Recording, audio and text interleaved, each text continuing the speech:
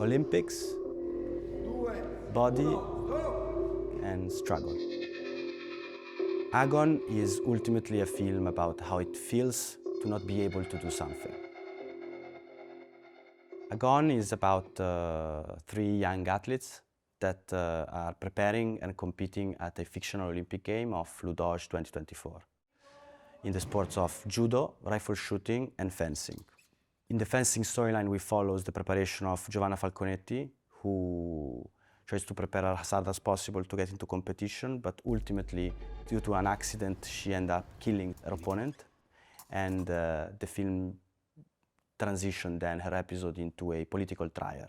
Alice Bellandi is a professional judoka and an Olympic champion and world champion. We look at her while she's recovering and her rehabilitation process from a surgery, ending up with her breaking up her knee again in Ludoge. And Alex Sokolov is a character who, at the time of the Olympics, is discovered to have a second life as a poacher, and she gets disqualified for a media scandal out of competition. Agon originally started as a project for an animated film, inspired by the historical lives of three historical figures in the context of warfare. Jeanne d'Arc, Joan of Arc, Nadezhda Durova, who she was a Russian officer disguised in the body of a man in the Napoleonic Wars, and Cleopatra as the very renowned sort of historical Egyptian, which actually she came from a lineage of Greek family in the Egyptian kingdom. The title of the film comes from an old Greek word meaning conflict, struggle, and competition. Within the world of sport, you're constantly under measure, either your results or your preparation. I thought there was a very strong symmetry in the idea of being constantly measured and evaluated with the context of historical warfare and war. In the case of two of the historical figures to which I was inspired, Joan of Arc and Alex Sokolov, they both were inquired, they both were under a sort of trial. We started to investigate what are Olympic sports today. And most of them, they are really niche. It's gonna be family and friends, and really the other sort of athletes and coaches and technical stuff. So what exists of that sport is the recording of it, the short film, the movie, the short video on YouTube. So digging more into this idea, I thought, what if in the future of the Olympics, instead of bringing the technology to record images to the facility of sports, to the sport arena, what happens if we decide to bring sports into the context that is better suited to shoot moving images, a soundstage? So imagining that in Los Angeles 28, the Olympic Games would not be held in arenas, but in the studios that may be left empty instead of shooting films. This also had the ability to unlock a layer of information that is sound, because all of a sudden in such a controlled environment, you could really be hearing and recording all of the different nuances of this sport. And I think fencing is one of the sports that really made me think about this, because when I was doing research and I went to a workup of fencing, I realized how loud the sport was. The gear, the athlete moving on these pieces that are often poorly assembled, and the shouting that happens all the time to release some form of energy. And when you watch that in television, you don't have that audio presence, that audio layers, plus you have the technical commentary.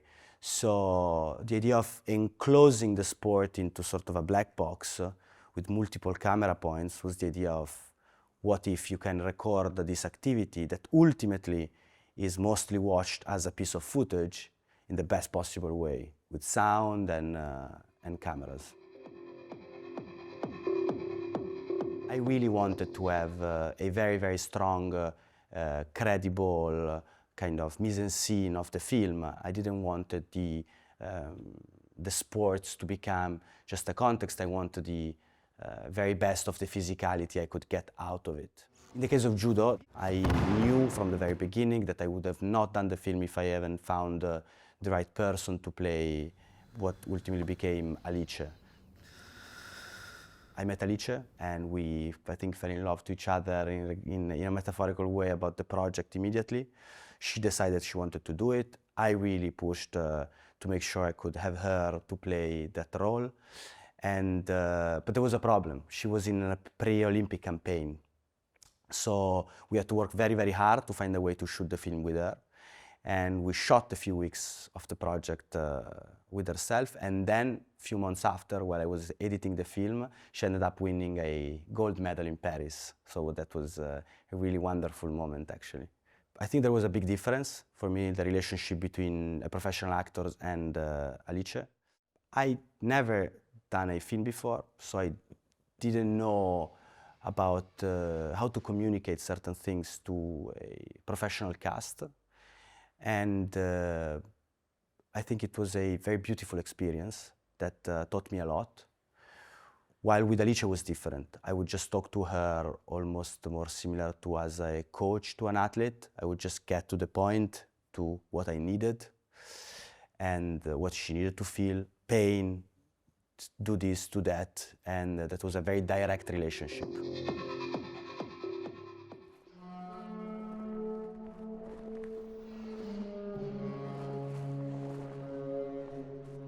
Tom Whitley, who made the score for the film, with which I have a beautiful relationship and I hope I'll work with him in the future. From the very beginning, I knew I wanted the sound of the film to really shine and all of this small technological element and what was recorded on set to be a protagonist.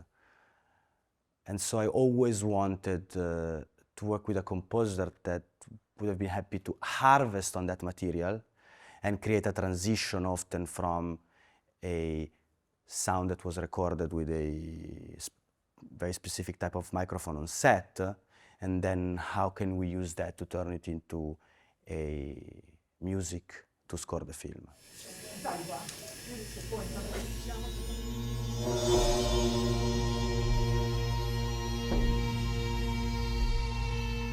I think he has a wonderful background because he has very classical music writing, the jazz musician, and the more experimental part.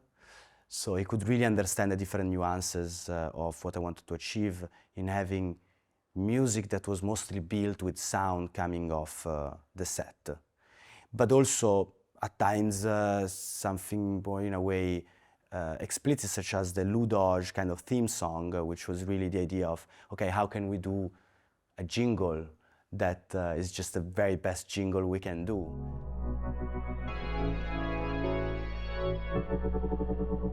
Personally, it's one of my favorite music pieces of the film, and I think we really nailed that.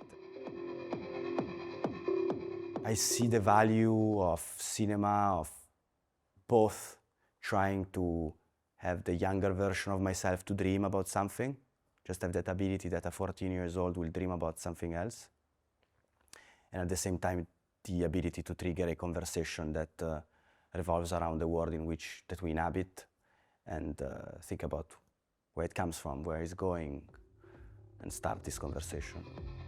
Agon is now streaming on MUBI.